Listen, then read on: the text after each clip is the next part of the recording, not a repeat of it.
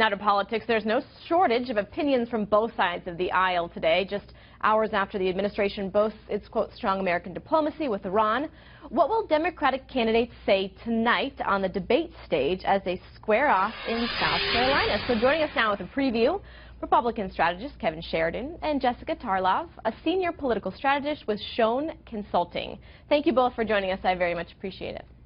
Thanks. Thank you. All right, Jessica, I want to start with you. Often in the campaign trail, sometimes we'll hear candidates distance themselves, and I'm talking about candidates on the Democratic side, with the administration. Obviously, high praise for the Americans coming home, but will we see any of that tonight? I think you will see a lot of high praise for it. Bernie Sanders' commentary on it, the release that he put out there, was about 3 paragraphs, I think, versus Hillary Clinton's, which was much longer. I think that you'll see high praise for it, but also some cautiousness and some tough talk. You know, Iran, they are our negotiating partner now. We are formal partners with them in this agreement, and they did get their sanction money lifted.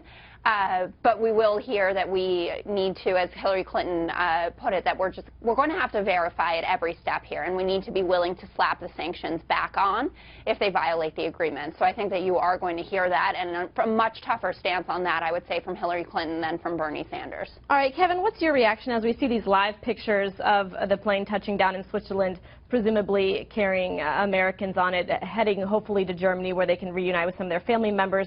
We have talked about the jubilation among these family members welcoming their loved ones home, but at the same time, do you agree that some of these candidates should be fairly cautious with our relationship with Iran?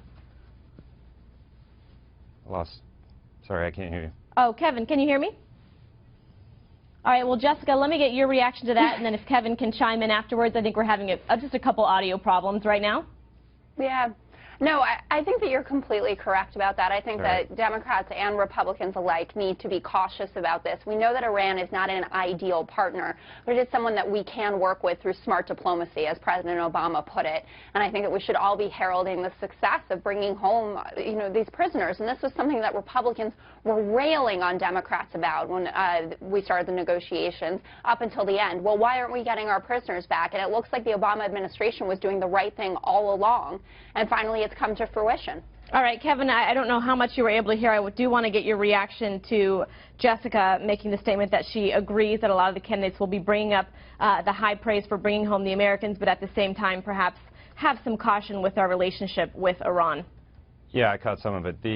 Look, Hillary Clinton's going to be tied to this policy no matter what, and we really don't know where this is going to go. We don't know how much was paid for these hostages in terms of ransom paid, or exactly what the deal looks like. And Iran is continuing to make provocations towards the United States. I think more is going to come out about the sailors that were taken.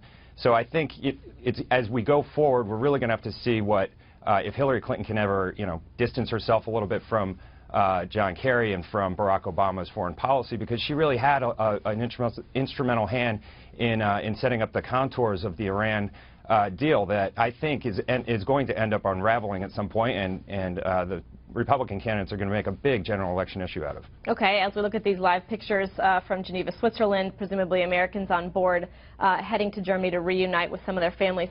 I want to ask both of you, and I'll start with you, Jessica, and I want to put up a Des Moines Register poll, brand new poll, showing Hillary Clinton 42% and Bernie Sanders at 40%. Is the Clinton camp more worried about Sanders than ever before? Well, I think so. You think they're obviously heating up now with just a couple of weeks to go until Iowa. I think a lot more people are paying attention. You know, we pay way more attention than the rest of the country does, because we live and breathe this stuff. So I think that explains some of it. But the Clinton campaign always expected a tight race. There was a narrative out there that, she was calm and comfortable and thought, oh, yeah, this is going to be a breeze. After 2008, Hillary Clinton doesn't think anything's going to be a breeze. She has fought hard for everything she has earned in her career, and this is no different. And Bernie Sanders, he's a great guy. He has a long career that, that he can speak of policies that he's supported and great things that he's accomplished in Vermont and on the national stage. And they knew from the start he would be a tough competitor. So I think they've taken him seriously. And, a 2-point lead, that it makes sense at this point. All right, Kevin, just because of time, I'm going to give you the last word. It sounds as if Jessica was saying that the Clinton camp has always taken Sanders seriously. Agree or disagree? I would disagree with that. I think they have not seen, you know, the value of his candidacy until it's really come into focus recently. But, you know, it's more of a statement on the weaknesses of her candidacy, both within her own party. She's seen as kind of, you know, she's got generational issues with her own party. She's seen as kind of an old candidacy. It's not new and fresh like Bernie Sanders is. And with the general electorate, you know, she's still got 60% of the American people who don't trust her. And that's really going to be the, you know, that raises electability questions within the Democratic Party. So I think she's still okay. I think she'll go south. I think she'll go west and still get this nomination. But, you know, there's an FBI investigation looming over her head, and it all comes down to whether or not they decide to indict her. Barring the unforeseen. All right, Kevin, Jessica, thank you so much for joining us. We appreciate it.